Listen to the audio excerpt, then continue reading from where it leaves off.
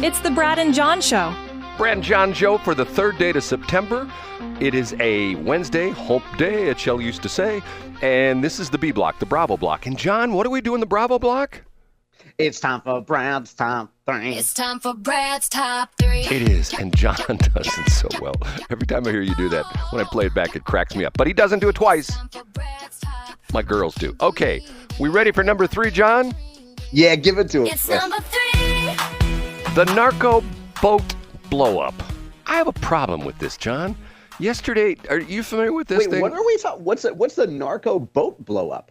Well, didn't you see this yesterday where President Trump in his news conference highlighted the fact that the military just blew up this boat with 11 people in it? Do you know what I'm talking about? No, I don't know this story. Tell me about it. Oh, you don't really know about this? No, come on, Brad, give it to us. This is supposedly a boat with 11 TDA guys coming out of Venezuela with drugs heading for America. And Trump gave the green light for the military to blow this boat out of the water. I think he called it blow it away or something like that. And they had video, they had the gun sight camera video of this boat being obliterated and these 11 Venezuelan supposedly TDA members being essentially assassinated, being eliminated, being killed, being blown up by this Navy or whatever it was. I don't know if it was Air Force or something like that. I have a problem with this. And it was in international waters. Okay. Because they didn't get, because you're saying that we didn't give them like essentially due process, or we didn't confirm that they were certified bad guys, is what you're saying. Well, you know, if you take it to that extreme, you could say, well, they're in international waters. You could say, well, let's say this guy who's got a 40-foot yacht and he just came out of Colombia and he's with his wife and 3 kids, and they could say, well, we're going to blow him out of the ocean because of the fact that we think he's been in Colombia. He's probably bringing back cocaine. I have a problem with this. And not only that, it's the military. I don't think the military's job is to blow up. You know, if these guys were bringing in explosives or they were smuggling in some kind of a, suitcase nuke or something like that, yeah, go after them. But they're just drug runners, and I don't think the United States military should be involved in this. I mean, that's typically the job of the Coast Guard, because the Coast Guard has this dual purpose word. And you know way too much about this, Brad. Yeah, during times of war, they're in the Department of Defense. During the times of peace, they're in Department of Transportation, which still doesn't make any sense. I just have a problem with this. And I guess you're saying more of a libertarian view of like, that's not the role of the president to dictate blowing drug runners to smithereens. Yes, exactly. I don't think I see what you're saying. I don't think that's right. Now, once again, I'm an anti-drug guy. I mean, there's so many things. In my life, I have dealt with so many people who are so screwed up on drugs. And many people I worked with in the radio business, I've talked about the fact that there was that picture recently of one of the radio stations in town, it's no longer around, that I think half the guys in the picture are dead. And I can tell you probably, 2/3 of the guys who are dead because, they abused their body with cocaine and stuff like that. I don't mean to insinuate, maybe some relatives of those people in the picture get mad at me for saying that, but it's a scourge and it's never going to stop. But your point, though, is that it's not the U.S. Now, whose responsibility? What's a better case scenario of that? What should have happened to those folks? Well, I don't know. I mean, they should have interdiction. They should have had, taken the boat over, stuff like that. I mean, to me, it's to the point where I think this sets a bad image for us around the world. And I think this really gives Trump, the people who are saying, oh, he's a king, he's a monarch, he just whatever he wants. If he all of a sudden says, hey, there's a drug boat coming out of Venezuela, there's 11 guys on it, they're TDA guys, we're just going to blow it out of the water. This reinforces that notion that he's a tyrant and he acts unilaterally. Exactly. And I think that doesn't do him well. And not only that, if you've seen the video of the boat, I'm thinking when I hear this, I'm thinking like it's some kind of a freighter kind of boat or something like that. It looks like one of these cigarette boats. And you know what I'm talking about with a cigarette boat, those high speed. Yeah, I know exactly what you mean. Yeah, something you might see at the Lake of the Ozarks shootout on before Labor Day. Right. And the problem with that is they don't hold much cargo. That's not a lot of stuff you can put in them because they don't have the way the boats are built, they don't have a big hold. It's not like they got, they can put 10 tons of stuff below deck and stuff like that. That's not the way they're built. They're very sleek, low profile kind of boats, and they don't carry much cargo. And I'm thinking to myself, okay, it's 11 dudes on this thing, and they're in the middle of I guess they'd be in the Atlantic somewhere coming north. How do we know where they're going? And not only that, I'm thinking to myself, okay, if they're coming out of Venezuela, let's do our geography there. That's South America, okay? They're in a cigarette boat. It's not like they have, 1,000 gallons of fuel or stuff like that. They probably have limited amount of fuel. Where are they going? They're not going to Miami. They're not going to make it in a cigarette boat from Venezuela to Miami unless they have some kind of fueling in the middle of the ocean somewhere. They're going to stop in along, in Panama or refuel or something like that.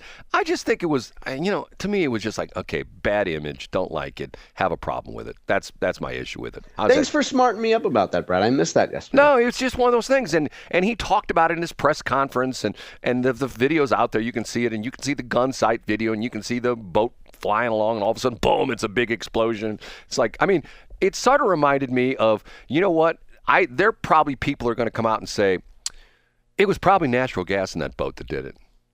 Yeah, it was definitely probably natural gas, Brad. Maybe Spire had something to do with it. Right. Ready for number 2? Yeah, give it to me.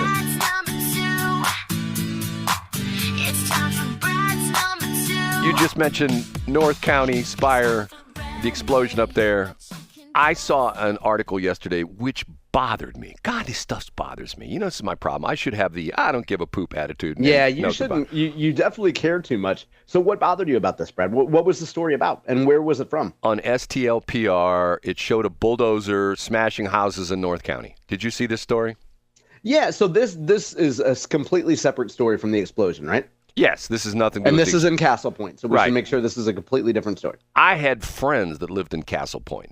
When I was And remind for folks who don't know, where's Castle Point in terms of if you're driving on 270 or Lindbergh, how do you get there, Brad? Castle Point is in the area, I guess that would be off of, in Moline Acres area. If you know where Moline Acres is, would essentially be in the area south of 270 in the 367 area, if you know where that's at, the Moline Acres. I said Lindbergh. I meant 367. Yes, Sorry about that. in that area right there, south of 270. And the interesting thing about it is I had friends that lived there. That wasn't in the Hazelwood School District. It was, I can't remember what district that was in. It's probably the View or Jennings, isn't it? Yeah, something like that. And the interesting part of it was my brother was 8 years younger than me, still is 8 years younger than me. And we had a babysitter that babysat my brother.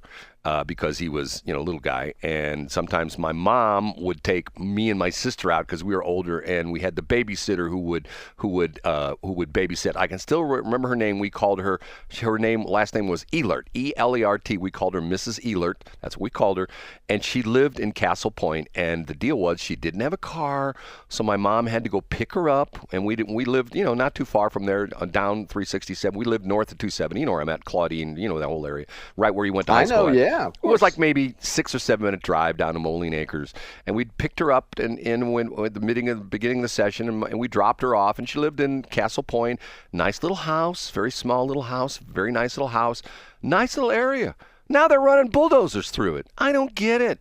Now, I understand that some of the houses have become, just uninhabitable and through maintenance but I don't know. I just have and the story talks about there's developers can't wait to build new houses there.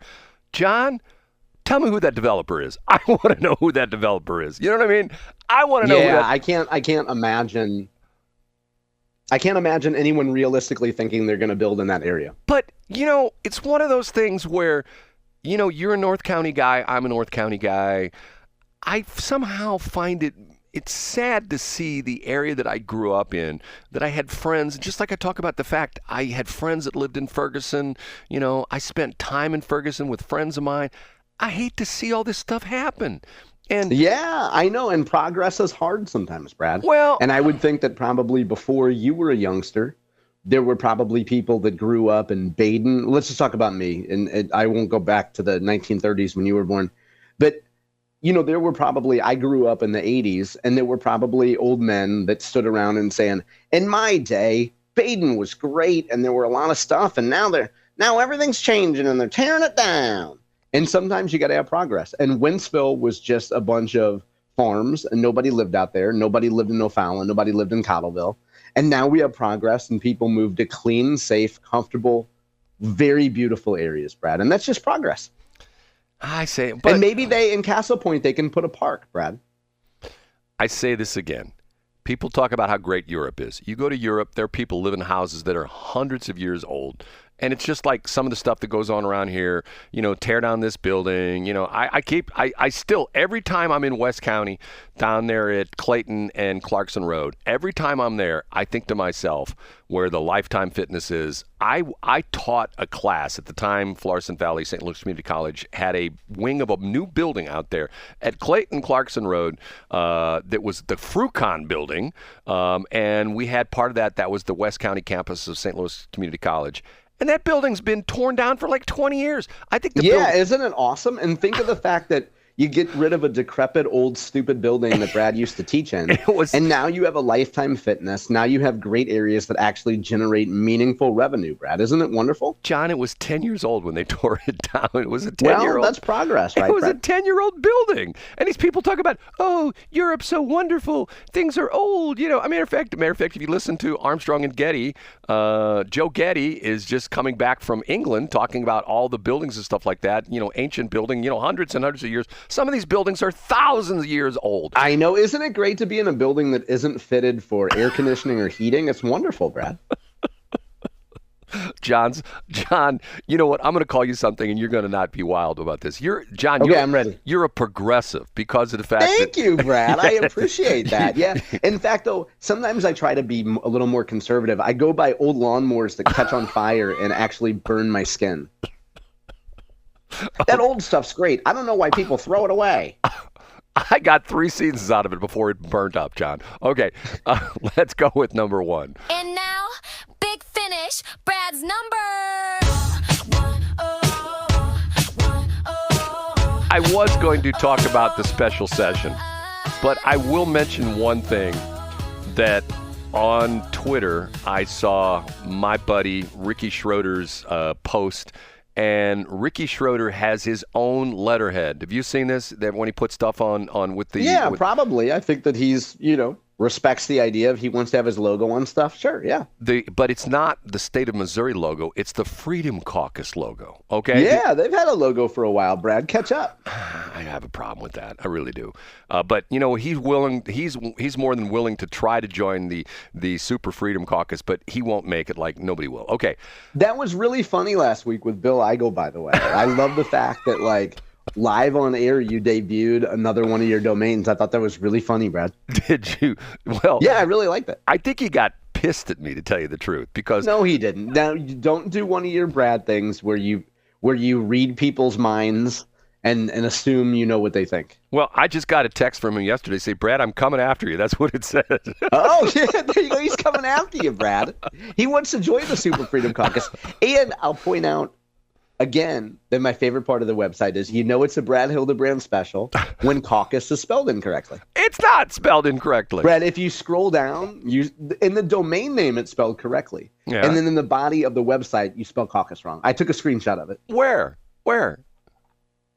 I'll send you the screenshot that I took last week, Brad. You spelled caucus wrong. Okay, so I'm not going to talk about the special session, but I will talk about something that I find fascinating, and that's River to Pear. And there's a big controversy in University City, and I seriously, I want to ask your opinion on this. There's a big controversy in University City.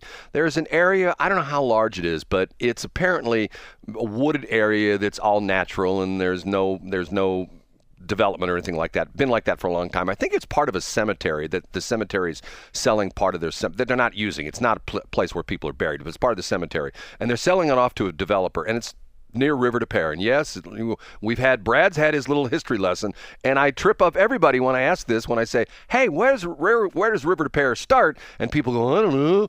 It starts in North County, right? It starts in Creve Coeur. That's where Creve Coeur, that's right. Okay. Starts in Creve Coeur. Okay. The controversy is there's a developer who wants to build a bunch of townhomes there, And the locals are saying, no, because that's going to make River to Pear flood even more. And, one of these things where I look at this and I'm thinking to myself, I don't know. I have mixed emotions about this. The problem with this is that it has to do with, and this gets, if my dad were still alive, he could explain this whole crazy thing, because it is a problem. That if you have an area, let's say you have a square acre and it's undeveloped, it has trees on it, has vegetation, a whole bit. Okay, when it rains over that square acre, that water goes into the ground, and essentially, for a lot of it, is dissipated into the ground. It soaks into the ground. It's permeable. Right, it's permeable. Exactly, that's the thing. When you put in buildings with parking lots and streets, that becomes impermeable. Is that right, John? Is that impermeable. Yeah. So in other words, the water has no place to go into the soil, so it runs off. So they're saying it's going to exacerbate the flooding situation with River to Pear. And what's crazy about this is there's an area that I know of that, and I think I've even told you this, John, River to Pear is so weird when it goes, when you're driving south on 170, and I've told this to people go, that's not right, that's not River to Pear. But what's the truth, Brad? When you're driving south on 170, and when you get south of Page, you cross over the River to Pear. And the River to Pear runs south of 170, south of Page, for the most part, runs south of Page, goes along, at one point in time, it's north of Olive. Matter of fact, there's a street called 82nd Street, and don't ask me what I was doing there. I know that street very well, Brad. Okay, and very just north of Olive, there's a bridge on 82nd Street, and that is the River to Pear, and it goes through. Matter of fact, it's interesting. There was something just on the news the other day about, I think it was Channel 5, had one of their team members go into the stormwater tunnels that are under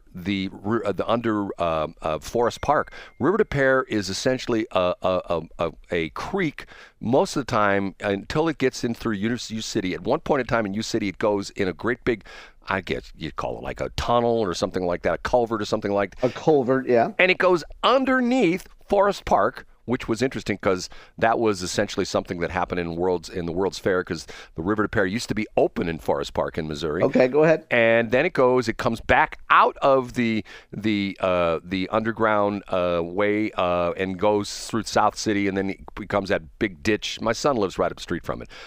I don't know, John. I mean, do you think the kind of thing, if someone says, we can't build houses there because that's going to flood, is that an issue that we really need to address, or is that just the NIMBYs? I don't want those townhouses in my backyard. Yeah, that's probably a NIMBY thing. Like, if you're opposed to it, you're going to find any reason. If you're opposed to a data center, you're going to say that it's going to pollute water. If you're opposed to a housing development, you're going to say that it's going to cause flooding downstream. You're going to use any reason you can to oppose it. But the thing that I have a problem with, if you read this article, there's all sorts of people complaining about it. My basement floods with the River to Pear. And I say, that's what you get for buying a house near the River to Pear. Exactly. Buy a flood, or buying a house in a floodplain. Right. Or that's, if you talk about the fact that people, I've given the example. In California, if you buy a house that has a lot of mudslides, that's your fault. Right. There used to be St. Charles Speedway right there at 94 and Junk Station. Old timers in St. Charles County remember St. Charles Speedway. And it was right there. And the St. Charles Speedway ran from sometime in April, typically through sometime in August. And people bought houses near St. Charles Speedway, but not during racing season. And when racing season started, they would go, oh my God, it's terrible. It's so noisy. You didn't do your due diligence to drive around and go, oh my God, there's a racetrack right there.